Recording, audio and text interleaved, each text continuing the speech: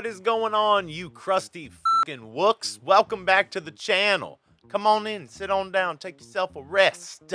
If it's your first time here, please hit the subscribe button and the bell icon so you get notified every time we drop little goodies, little videos such as this. You know, today we're doing something really interesting, right? What we're doing is we're ranking every studio album by the Grateful Dead. Now, there are a few live albums that are technically considered like studio releases, kinda. You know what I mean? Like your Reckoning, your Europe 72, your Live Dead, your Skull and Roses. Those are still going to be considered throughout this process, right? So there's 17 albums. I almost said 13. There's 17 of them. Okay, but before we get into it, I'm Davey. As always, I'm your Grateful Daddy. I'm your Sherpa up the mountain of the Grateful Dead. I'm a not Jerry. You know what I mean? Like I play this music for a living and I teach guitar lessons and stuff here on the channel. And speaking of that, this episode is brought to you by me, baby, and the Golden Road Guitar Course. You can pick it up for 130 bucks. You send it to my Venmo or my PayPal, and I shoot it over to you. It is a full 4K video guitar course with charts and backing tracks and everything you need, all sent over to you in a little Dropbox link. It's great, right? I've got my little pen here. I've got a bunch of notes because this actually was fucking hard. This was hard to do. I thought, you know, when I thought about it, because I recently, you know, not too long ago, I did this video right here, Deadheads Are Toxic, and it's a good little TED Talk. This isn't quite a TED Talk. This is more of an opinion piece, right? Because this is my fucking opinion. So go ahead and take your panties all the way out of your butt crack, because I'm definitely not going to rank these the way that you would have, right? I've got my own reasons. That's why I've got these notes. That's why it took me 3 days to compile all this shit to figure it out. So what we're going to do is we're going to start from 17, right? We're going to start from my lowest rated one all the way to my number one. And then we're going to do the art. So that's a completely different kind of like, it's a completely different list, right? So you've got my top albums, my 17, like what order I would put them in, and then you've got like how I would judge the art. So I think that this should be fucking interesting, but again, like don't, you know, let me know in the comments what your list would be, instead of just jumping down my throat for why I didn't put your favorite album first, right? Because I don't care. I don't give a fuck, honestly. Why would I? This is my opinion. This is how I feel. And maybe you guys will get like a better idea of like who I am as a person by the way I order them, right? So what we're going to do is we're going to hop on into it. We're going to get in our little further bus, and we're going to start going down the old highway. We're going to ramble on, you know what I'm saying? Okay. So coming in at number 17, like I told you. People are upset about this already. I know a lot of people are like, how could you put Europe 72 at the last bit? I mean, it's just the way it is as far as like the songs go and everything. Like I love it for it being one of those live albums, but a lot of these songs, they would end up playing what I consider better versions of them. That's the way it kind of goes with these live ones that they put out. So a lot of these songs didn't get like a studio release, right? Like He's Gone. One More Saturday Night was on, you know, Bob Weir's album, but then you've got songs like Jack Straw, Brown Eyed Women, Ramble on Rose, and Tennessee Jet. And being from Tennessee, Tennessee Jet is not one of my favorite songs because being in Tennessee, people for some reason love that song, even though it's like, why would you play that song while you're in Tennessee? You don't play that song while you're in Tennessee. You play that song out of Tennessee. It's about going back to Tennessee. It's not about being in Tennessee. You know what I'm saying? So, dead bands that are in Tennessee, don't play Tennessee Jet. It's weird. It's weird. Don't do that. It's masturbatory. Some of my favorite songs are on that album because, again, I love Brown Eyed Women. I love Ramble on Rose. I love He's Gone. And there's some good Pigpen stuff on there, but again, it's just got to kind of go at the bottom of my list because there are so many shows out there. Since these aren't album versions, right? This is technically an album, but these aren't album versions, so it's hard for me to give it like that kind of credence because there are so much better live shows with these songs, right? It's an amazing like point in time, and that's kind of like what these albums are, right? Because of course you're going to hear these great renditions live because they were a live band.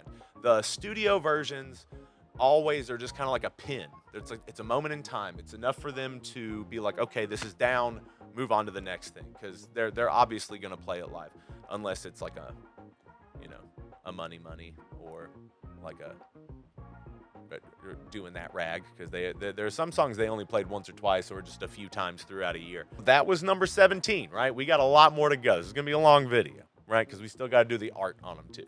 So Europe 72, check that off the list at number 17. Number 16 coming in. Here we go.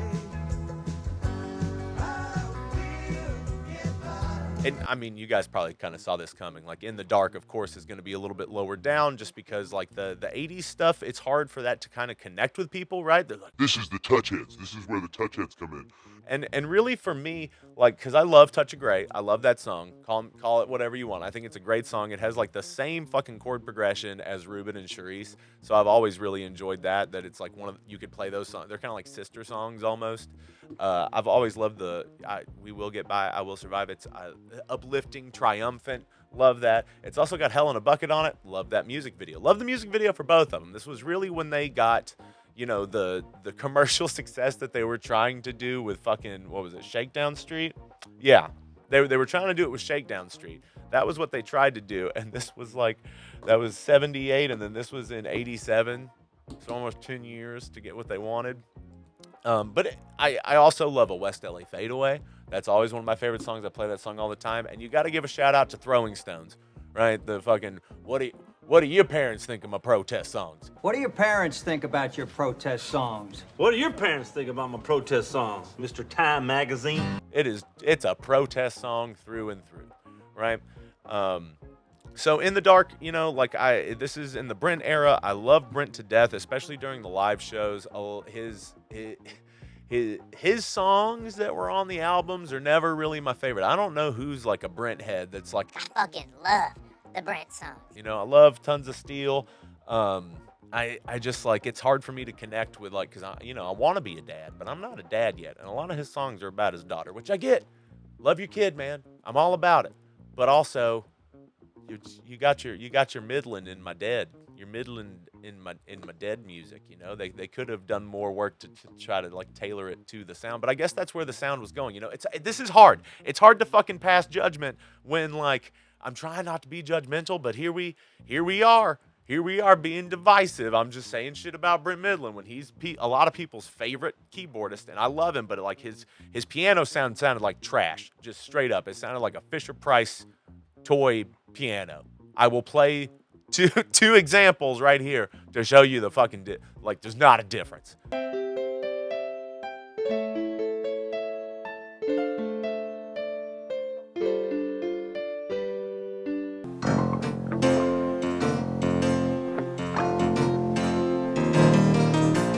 It is the same.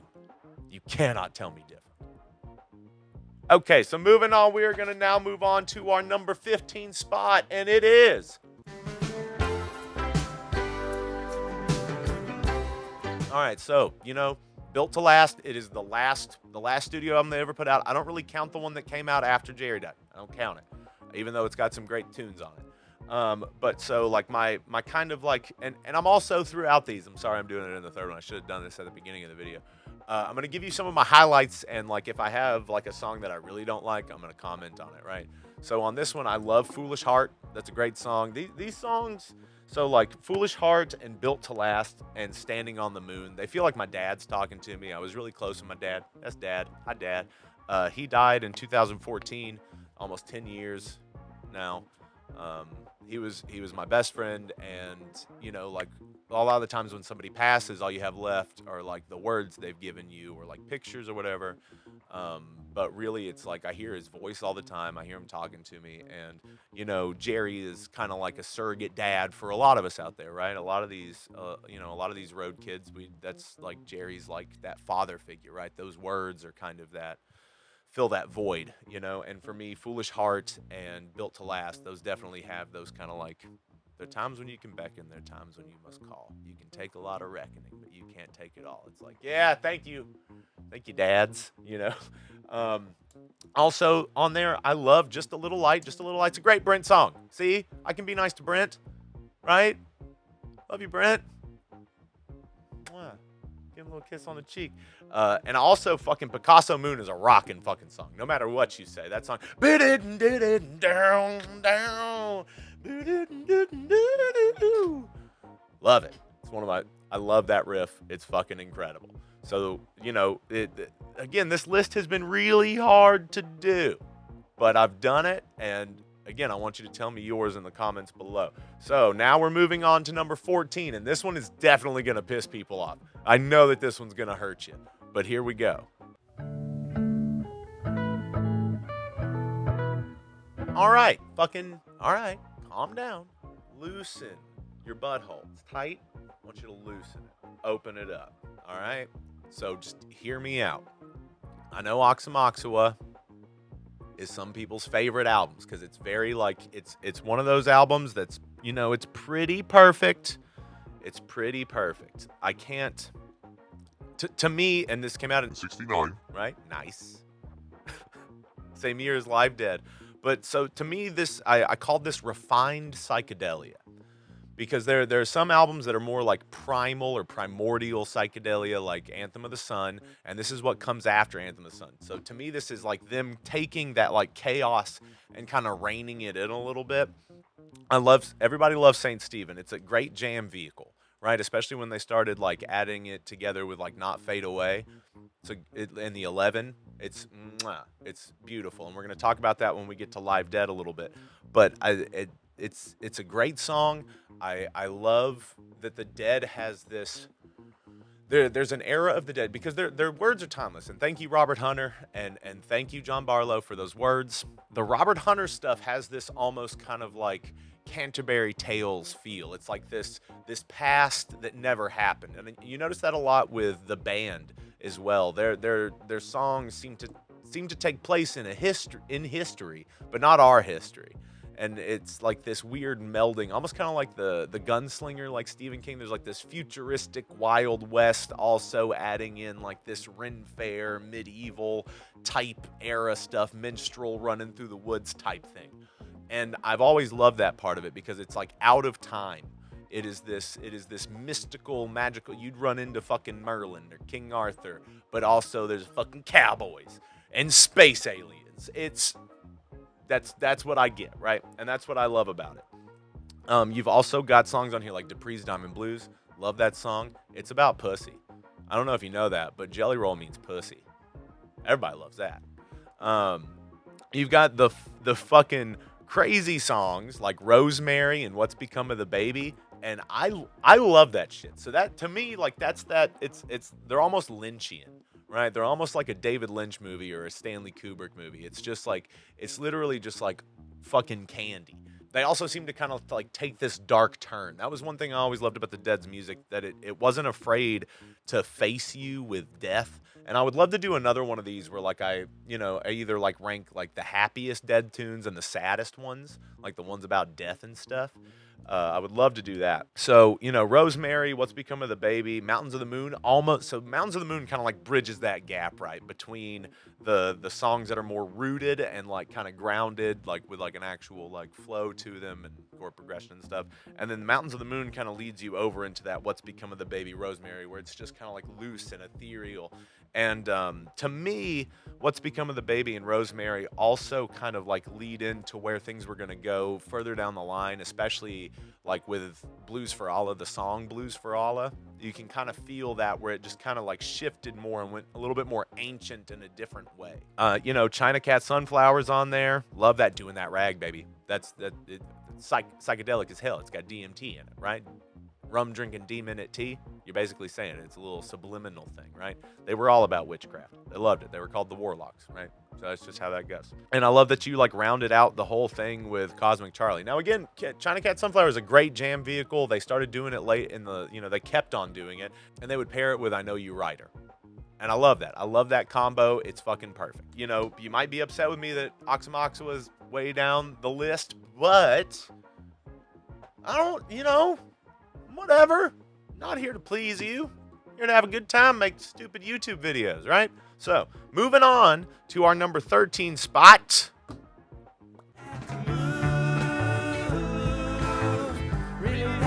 All right.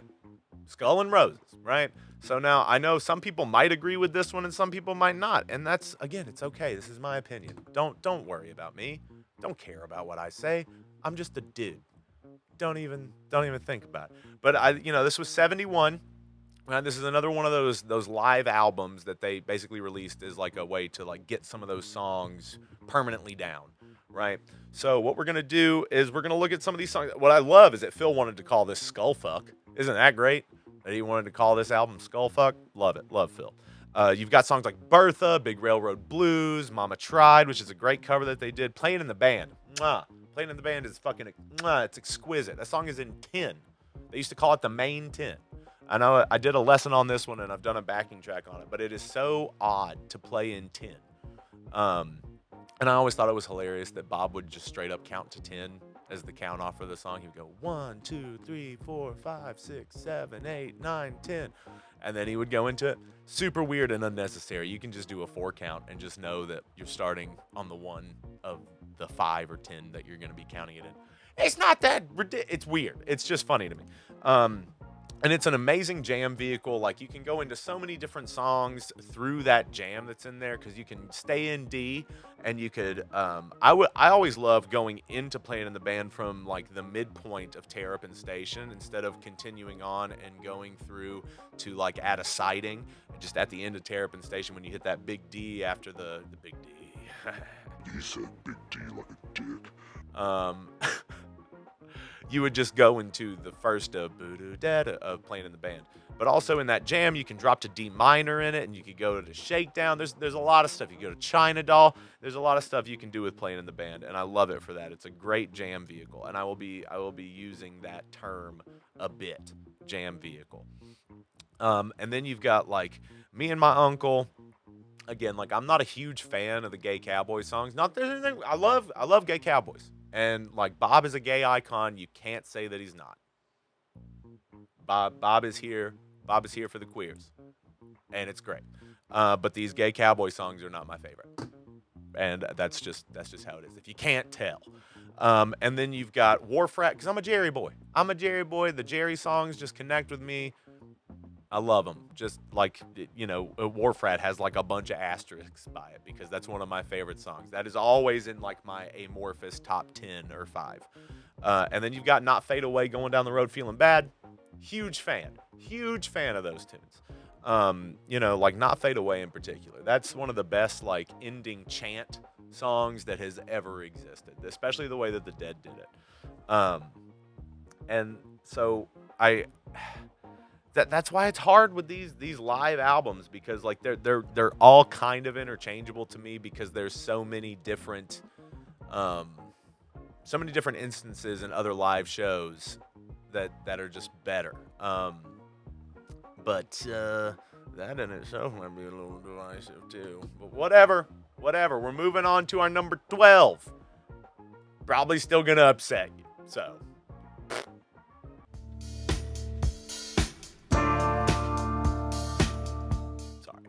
Not sorry. I'm not sorry. I'm not sorry. You're going to get that through this fucking video, that I'm not fucking sorry. Okay? So with Shakedown Street, you've got a great Good Lovin'. I love it. I particularly love, and this was from 78, right? So I particularly love the outtake of Good Lovin' that's sung by Lowell George because it's fucking incredible. For years, my friend group and I, we thought that was Keith. We thought it was Keith singing that Good Lovin', and we were like, fuck yeah, Keith, you're totally making up for Let Me Sing Your Blues Away. No, it's Lowell George because he actually produced Shakedown Street. I don't know if you knew that or not, but it's a really cool little factoid. So this song, of course, has Shakedown Street on it. I love that song. It's a great jam vehicle, right? And jam vehicle really just means a way for you to like really get out there and express yourself. There's so many points where you can just kind of like take it wherever and you can play different songs within it. Jam vehicle to me just means that you're able to take it it'll allow you to take places because you can get in and you can drive. I love Staggerly. I love that song. 1940 Xmas Eve with a full moon over town. It's almost like a Randy Newman song. It's incredible. The one thing I'm not a huge fan of is France. Now, I've said this a lot. Is it like the words to France are great? The music to France is incredible. Put them together, terrible. Terrible song. I don't know why. They wanted this song to be, they basically coined the term yacht rock for France.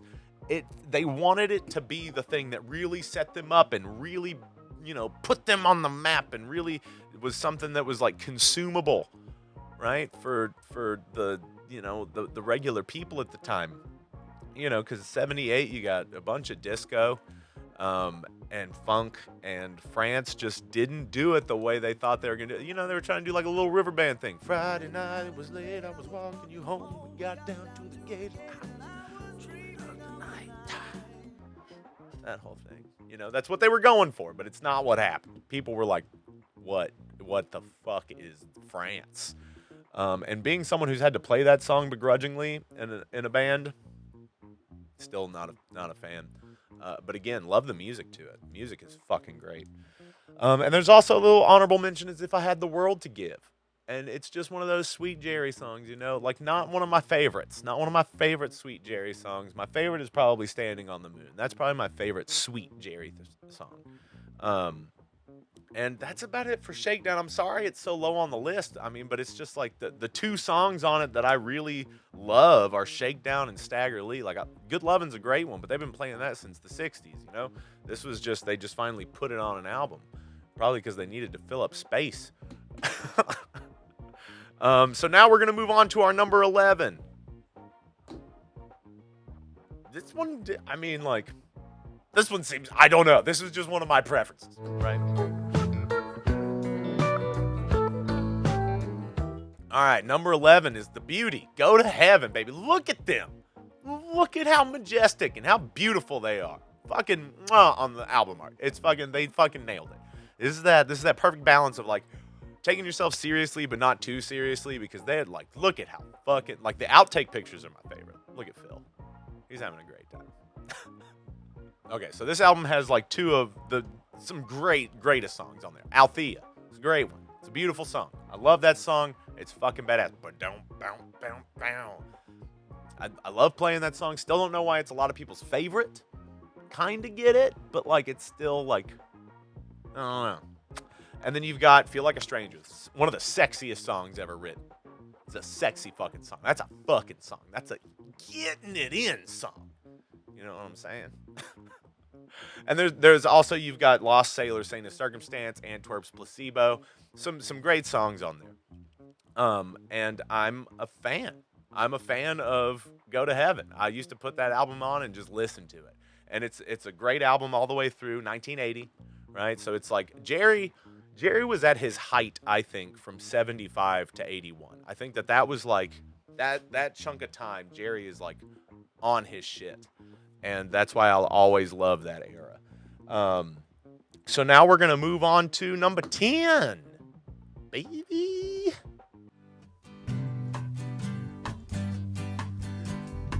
Number 10. I know. It's Workingman's Dead. People are probably going to have something to say about that. How could you put fucking American Beauty and Workingman's Dead is tied for number 1? Get fucked. I don't. It's to me. So Workingman's Dead and American Beauty are kind of interchangeable in these positions, honestly. So that might give you a little preview of what's next. But this is their two Americana albums. They did it to recoup losses. They released both albums in 1970, 6 months apart, because they needed to recoup losses because Mickey Hart's dad ran off with all their fucking money, and they also they were robbed. Robbed twice. But this album has High Time, New Speedway, and Black Peter are definitely my favorite songs on this album.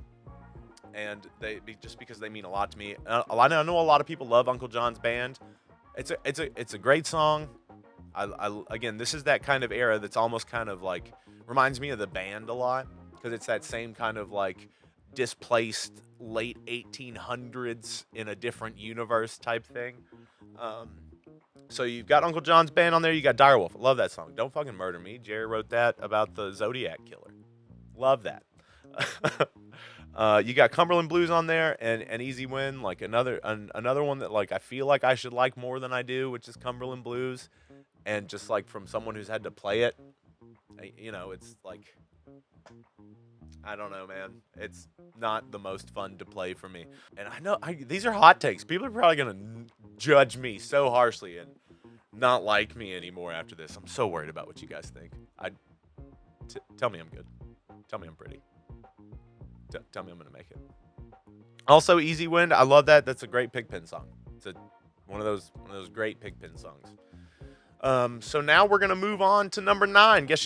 Bet you can't guess. Bet you can't guess what number 9 is.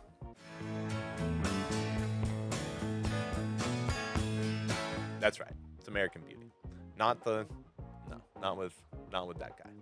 Not with that guy. Not that American Beauty. It's a bad guy. Bad guy. So American Beauty is another Americana album. Same spiel as Workingman's Dead, but this one has Friend of the Devil on it. It's got Candyman, Broke Down Palace. Now, Friend of the Devil was the first Dead song that ever fucking got me. It was like I was coming down off my first acid trip. I was 15. I was 15 years old, and I heard the intro. I was at Houston's house, and I heard the intro. But what got me was Phil's bass line. It was the and that will always be inside of me. That was what got me. I was like, what? That was fucking incredible. And then I was sold. Now, I love Candyman. I love Broke Down Palace. It's one of those perfect songs. Broke Down Palace, I will also be talking about the perfect songs. So, perfect song, Broke Down Palace. First one on the list that I found that's perfect. It's a perfect song. Perfect! You've also got Sugar Magnolia. I hate that song. I hate Sugar Magnolia. It's got one of the most boring choruses in the world. But I do love Sunshine Daydream. Tell me the reasoning behind that. Do not like Sugar Magnolia. Love Sunshine Daydream. Love it to death. I don't know. It's one of my favorites. Is that one part of that song?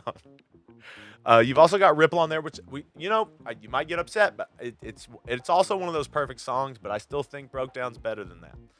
And then you've got Truckin', which is another one of those incredible jam vehicles. It gets the job done, right? It's like you're able to go.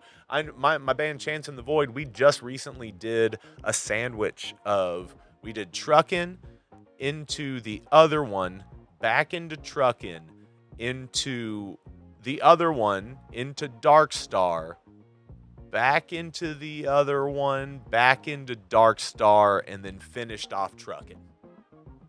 It was dumb, but it was cool. It was cool as fuck. So there's a lot you can do with that song, and the fact that they put it on an album is crazy to me. But they did, and it's a good album. Again, like, I'm sorry if you guys wanted me to gush more over it.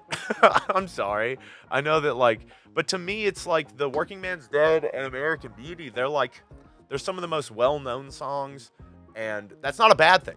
They're great songs. They're timeless songs. But to me, they're some of the most played out songs. Like, some of these songs are like how you test people. It's like, all right, what's your favorite Dead song? If they come at you with anything off of American Beauty and Workingman's Dead, they're not true Deadheads, which is very judgmental of me and very mean. Don't even worry about it. It's my video. I can do whatever the fuck I want. Now we're moving on to number 8, baby.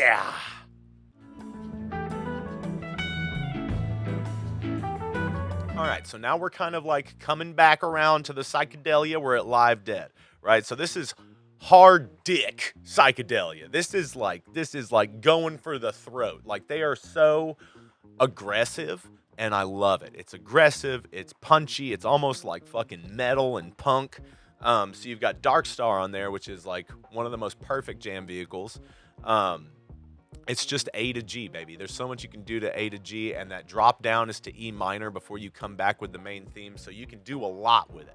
You can do a song in E minor, you can modulate to E major, go to something from there, drop back down to E minor, do the lick, and then you're back in Dark Star. Then you can do something in A, or you can drop down to G. It's really cool. There's a lot you can do with it. It's super jazzy. You've got St. Stephen into the 11, which is one of those perfect pairings. It's one of those perfect pairings. I love it. And this is the one where they had, I believe, the William Tell verses in there that they got rid of because they probably, they couldn't ever really get it right. It's like, wasn't the easiest to sing.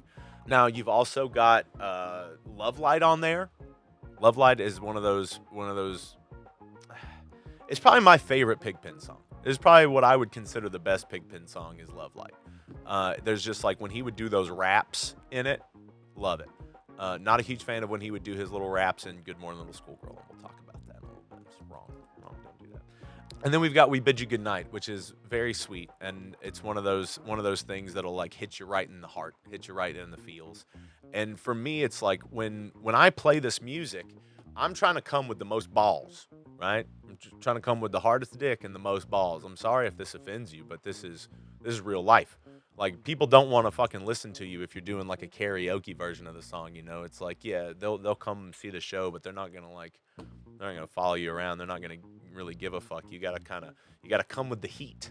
You know what I mean? You gotta like feel the heat from the crotch of the music, right? Feel the heat of the crotch. It's boiling down there. It's muggy, a little sticky. And so that's why this album connects a lot with me, because it's like I try to take this kind of approach to the rest of the catalog, right? I try to take what they were doing around this area, because I'm a little rough around the edges, right? Like I'm not school learned. I am not book learned. I'm not school taught, book taught. I taught myself how to do all of this stuff. So it's like, even the way, just plug for the Golden Road Guitar Course, if you want to know how I do it. Because I didn't learn it. I taught to myself, and I feel like I should teach it to other people for money. I don't know. We're out here just trying to make a living, right? Nobody knows why we exist. We're just trying to figure it out. So that's why I love that. It came out in '69. The year before, they went all, they went to the Americana route. And another cool thing about American Beauty and Workingman is that they worked with Crosby and Nash, I think, it was Crosby, Stills, and Nash, but like in exchange for Jerry doing some guitar and pedal steel on one of their albums, they helped them with the harmonies on those two albums, which I thought was really cool. And you can really tell that their vocals got a lot better after that. But anyways, now we're going to move on to number 7. We're cracking down this list, baby, and it's only been like half an hour. Hasn't this just flown by? Just flying right by, just zooming past your face. So number 7.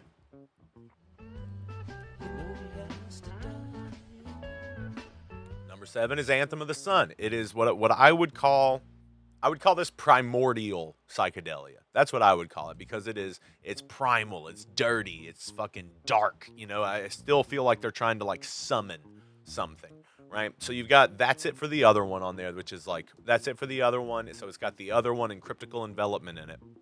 And Cryptical Envelopment led me to one of the most potent DMT trips I've ever had in my fucking life, especially with the, he has to die. That'll fuck you up, man. It'll fuck you up. You feel like you won't come back. And then you've also got Alligator on there. I love that song. I love Alligator. Caution, Do Not Step on the Tracks. This whole album just flows into itself. New Potato Caboose, Born Cross-Eyed. It's one of those perfect albums. It is. You can just put it on and let it run. Boom. It sits right behind me too. It's one of the best album arts there is too. You see that? You see that right there? Thank you, Clarky. Thank you, little baby boy. He kicked that down to me a long time ago, and I love him for it. It still sounds great too. I bought a record player just to listen to it, and I love it. So just like smoke yourself a joint, turn on Anthem of the Sun, and feel weird, baby. Just get out there and feel weird. They had such a weird way of recording that one too. It's like different recordings of different shows on top of each other, played at the same time. It's fucking intense. Just like hippie sex, you know what I'm saying? Hey. So now we are going to move on to number 6. We're almost to the top 5. We're almost to the top 5 of Davey's albums. Davey's favorite Dead albums. Not yours. You put yours in the comments. You don't get mad at me for mine. Okay? Okay. Number 6.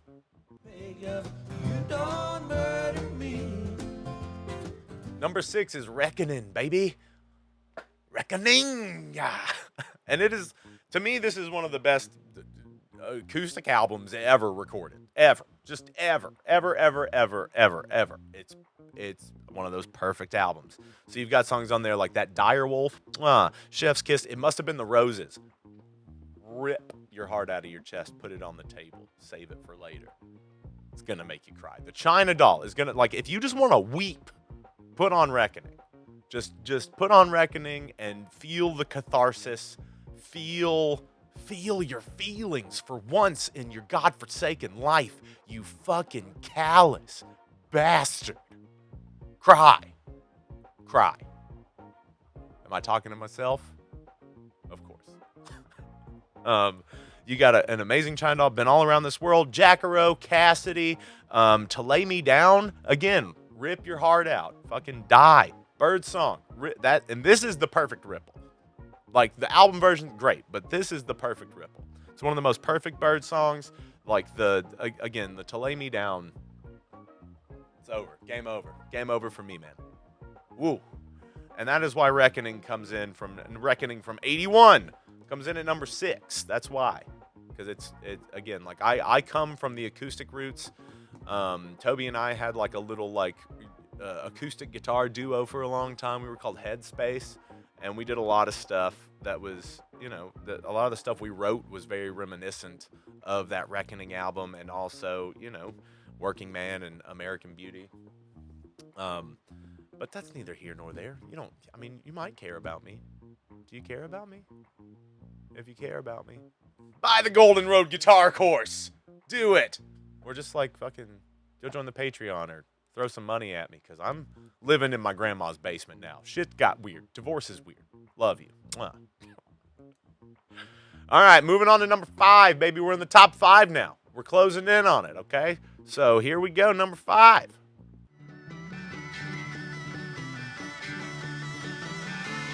All right, baby girl. Coming in at number 5 is the self-titled debut album, Grateful Dead. Not The Grateful Dead. Grateful Dead. The name of this band is Grateful Dead. So, like, the biggest thing to talk about on this one is the first song on their first album is called The Golden Road to Unlimited Devotion. Now, I covered this in the lesson I did on it, right? But this song is fucking witchcraft. They did it. They did it right. I don't know how, but, like, whatever the juju they put into that song fucking worked. The Golden Road to Unlimited Devotion. What happened? What fucking happened? These songs are the new standards, right? The Grateful Dead's catalog are the new standards. Get out of here, Woody. Be a good kitty. Go on, go fuck my stuff up. But anyways, witchcraft. He got up here to stop me from talking about it because he's my familiar. You know what I'm saying? But I definitely think there's some kind of witchcraft going on with this song. I've always thought that. It just makes too much sense. Now you've got Cold Rain and Snow on there. You've got some songs on there that are fucking staples, right? Cold Rain and Snow, Morning Dew, and Viola Lee Blues was a great jam vehicle back in the day. I think more bands need to bring it back and play it more because it's a great song to kind of like bookend other tunes. Morning Dew is just a fucking banger. Morning Dew has always been a banger, will always be a banger.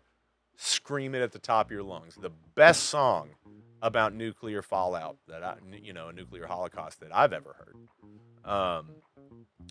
But then you've got songs like Cream Puff 4, which is just a badass rock song. So this album in itself from 67 is it's surf rock, basically. It's surf rock roots, almost. But then you've got Good Morning Little Schoolgirl. It's not okay. That song is not okay. You can't play that song. Just don't do it. It's a pedophilic song. Just gonna call it out straight up. It's not okay. It's a creepy fucking song. If you like that song, maybe you're a creep. Just saying. It's not okay. It's not okay for a 45-year-old man or even older. Or even younger. Just don't sing the song. Just don't sing the song. Just don't do it. It's not a good song. It's not a good song for you. It might be a banger, but it's about banging a kid. So don't. Just don't. That's bad. That's bad. So we're going to act like that song doesn't exist. Okay? We're just going to act like it's not a thing anymore. All right? So moving on to number 4, baby. Now we're kind of in the realm where I don't know if I'm going to start making people angry. If you're not already angry with me, don't be angry with me. Again, just my opinion. It doesn't matter. I don't matter. I don't matter.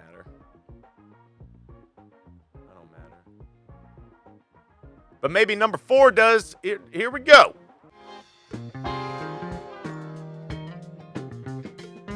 All right, it's not a bad choice for number 4, right? Blues for Allah. One of my obviously one of my all-time favies, right? So Blues for All at 1975. Of course, you've got the Help Slip Frank, one of the best string of songs ever. And this is where shit gets weird. This was the cocaine era, right? So it's all the notes real fucking fast, right? And so you've also got Music Never Stopped. There's great jam vehicle, and it's also one of those perfect songs. Crazy Fingers. Mwah, it's a beautiful song. Beautiful reggae song. They always did reggae really weird, but Jerry loved reggae. I see fucking Road Jimmy. See, the songs from Jerry Band. You got Harder They Come, Stir It Up, fucking Sitting in Limbo. Great tunes. Fire on the Mountains, kind of a reggae song. And then you've also got Blues for Allah, which was what I talked about earlier. This was kind of the logical next step. We doing pills, uppers and downers.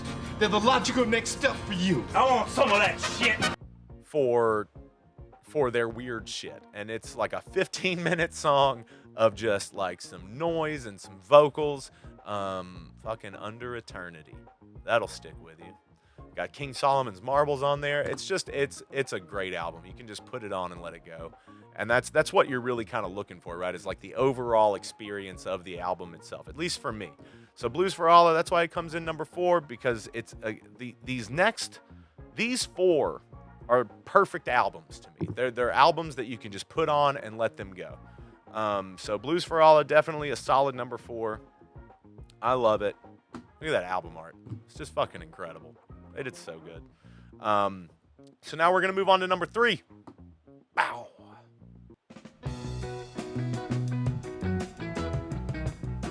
Coming in at number 3, you've got the Mars Hotel. From the Mars Hotel. Sorry. One of my favorite album arts ever. Fucking incredible. Love the back. Love these creatures. The aliens that they turned everybody into.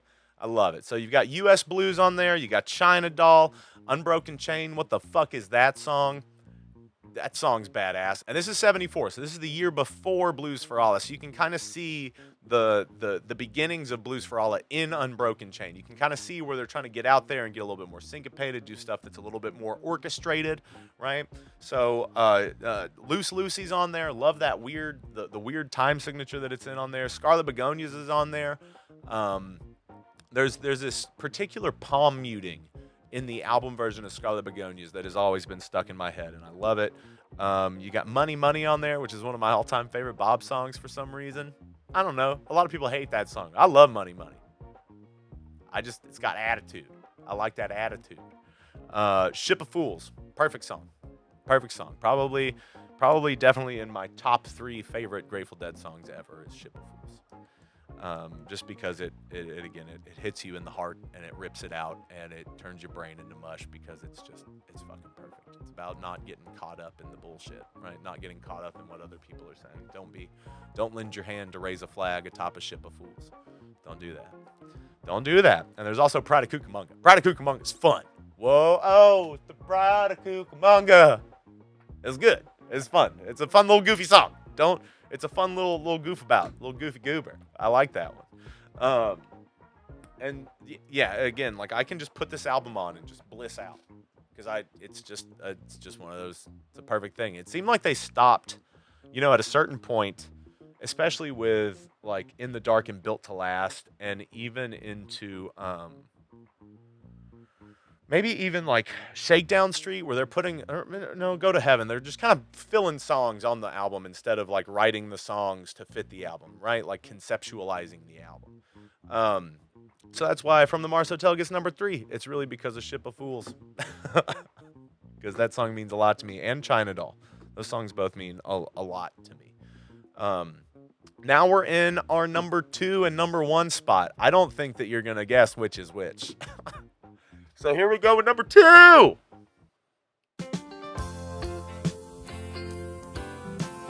Don't rage. Don't rage at me because I put Terrapin as number 2. Now, Terrapin, it's a solid number 2. You know what I mean? My songs on Terrapin, of course.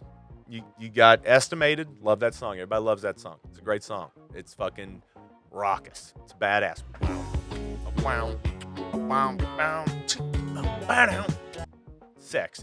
Sexy as fuck, right?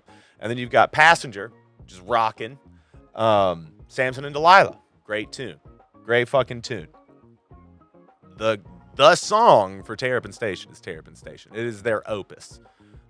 If you were ever gonna like, I don't know, man. It's one of the most perfect songs ever written, and it's also just, it's fucking incredible.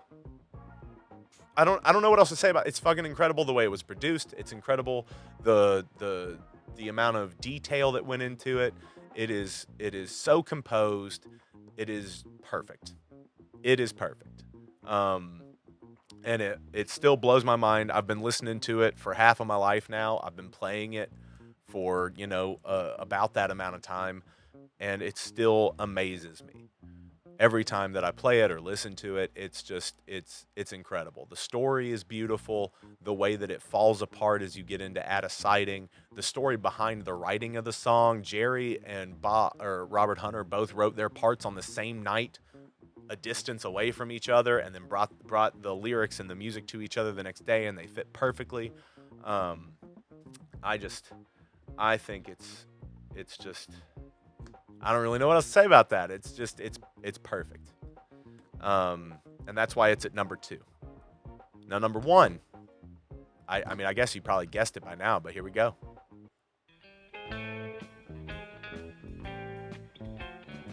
And number 1, Wake of the Flood, baby. Fucking hit the confetti.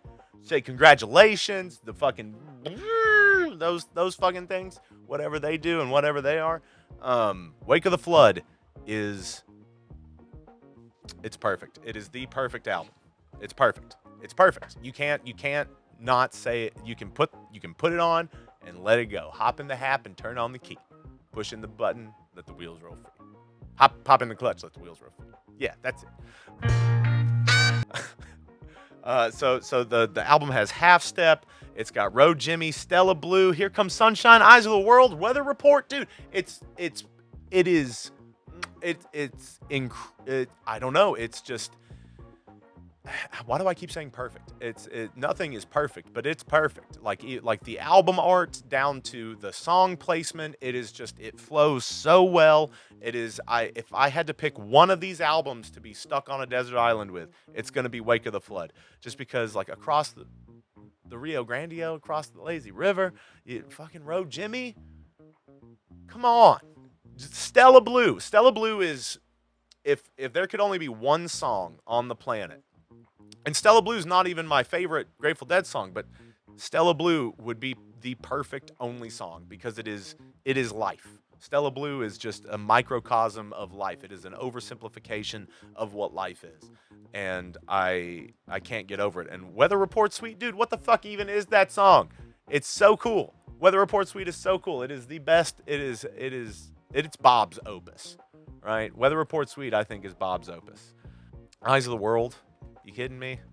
It's absolutely insane. It's absolutely perfect.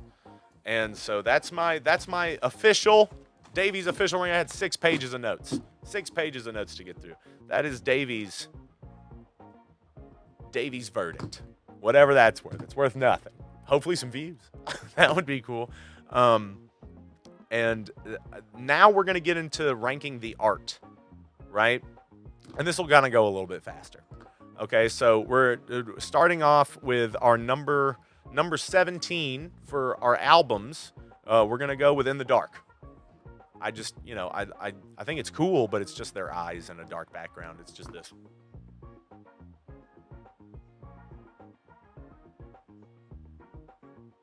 That's what it is. That's it. So it's not my fave. Number 16 is Europe 72. I just, like, you guys are gonna hate me for how much I'm not even hating on Europe 72, but it's like, the fucking the dude with the rainbow afro sticking the ice cream cone on his head. I know that they had like a different one of those kind of like illustrations in that same style for every one of those shows that was in Europe. But again, like, it's never been one of my favorites, and it's also like one of the most played out images. I think that and the Dead Bears are, like, to me, how you spot trash. So Europe 72 is number 16. Number 15, we got Working Man's Dead. Now, you can be upset if you want, but we're literally going by the art on the album. And I think that like this one, I love the old timey picture.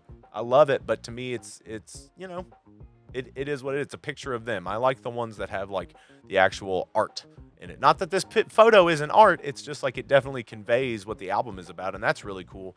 But it's just going in the 15 spot for me. 14 is Reckoning. I love this. I love this little piece of art. I love that you've got the skull and the crossbones, the heart in there, because it's heartfelt. It's beautiful. It's a beautiful album. It's so pretty. It's so good.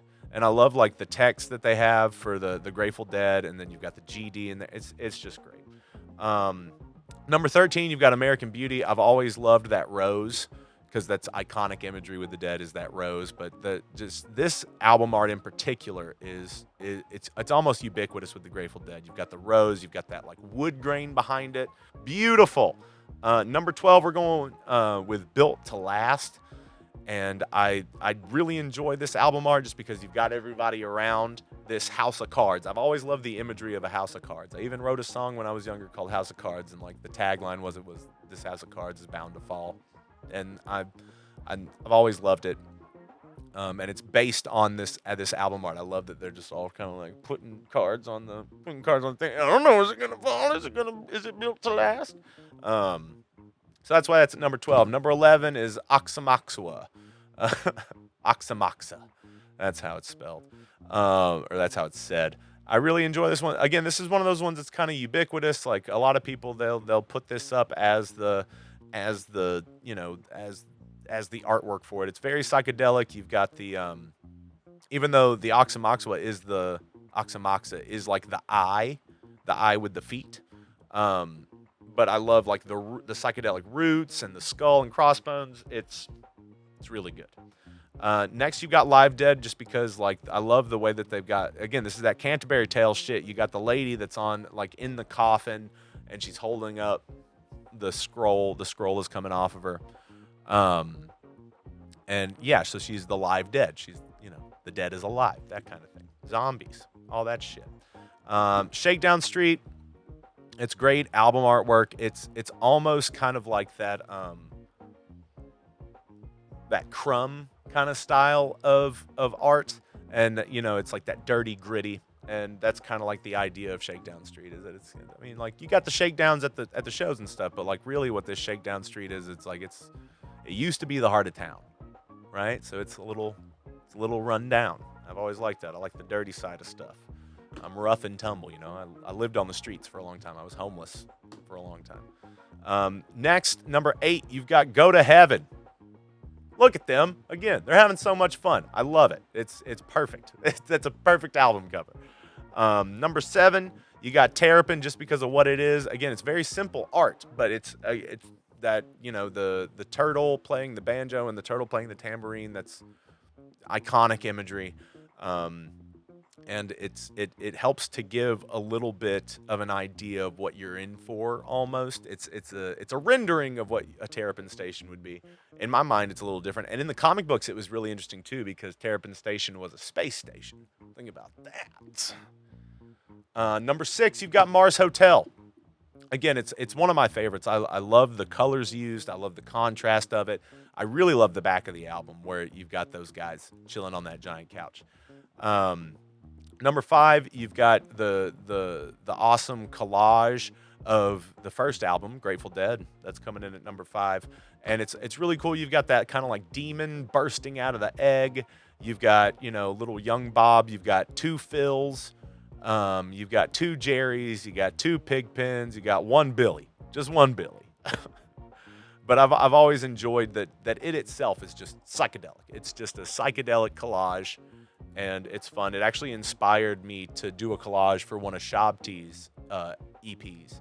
And if I've got it, that's what it looks like. And I thought that was really cool. So it's very inspiring. Number 4, you got Skull and Roses, just because you got Bertha on there. You've got the skeleton with the roses on her head, Bertha. And that's just, again, more iconic imagery. Some of the more iconic imagery that I enjoy. I love that image. Number 3, you've got motherfucking Anthem of the Sun. It's the one I got back there. It's so cool. It's just this mandala of them coming off of this god or demon as different heads, this almost Hydra beast, this almost like Hindi Hydra, fucking ancient Japanese. It's crazy, and it's perfect to me.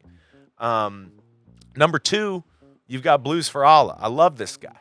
Look, this is incredible. It's metal as fuck. It gives the whole vibe, ancient tomb almost, right? And it's so good. It's so fucking good. Just look at it for a second. Ugh. And then number one, the winner is fucking it's Wake of the Flood. It matches the tone of the album perfectly. It's the imagery. It matches the music. There's no difference between it. As soon as you start to listen to it, they both evoke each other, right? The image evokes the music evokes the image. And that's why, for me, they come in at number 1 both times. And again, this is all me, right? This is all me. This is just coming from my fucked up brain. So I love you guys. I appreciate you. Thank you for sticking around. If you've made it this far, please hit the like button, subscribe, hit the bell icon, all the stuff you're supposed to do. Again, comment your list below. Let me know what you think for both, for the art and for your actual album listing, right? Please go buy the Golden Road Guitar course, join our Patreon, right? Go buy some merch at realbird.company.site. I'll be doing more videos kind of like this, ranking. I would love to do more list videos, kind of almost. That would be kind of cool. Let me know what you would like if you wanted me to do Jerry's guitars, Bob's guitars, like the top 10 Jerry songs, top 10 Bob songs, whatever you think would be interesting. Let me know, because lessons are still coming. But you want to branch out, do something a little bit less niche, right? So you can kind of bring in more people. Also, times are hard. Again, living in my grandma's basement, divorced. Boom. You want to just throw some money to old Davey so he can pay his car payment and find another place to live. That would be cool. But anyways, I love you. Thank you for everything, because, again, you guys make all of this possible. I can't do it without you. I love you with all my heart. You guys give me a job, and I get to do what I love. I get to make funny, little, stupid videos for your entertainment, and that's what I love to do. I love to serve. You know what I'm saying? So do all the stuff you're supposed to do, and just remember that don't be a dick. It's the main rule. Just don't be a dick, okay? So hope you enjoyed it. Have a good one, baby.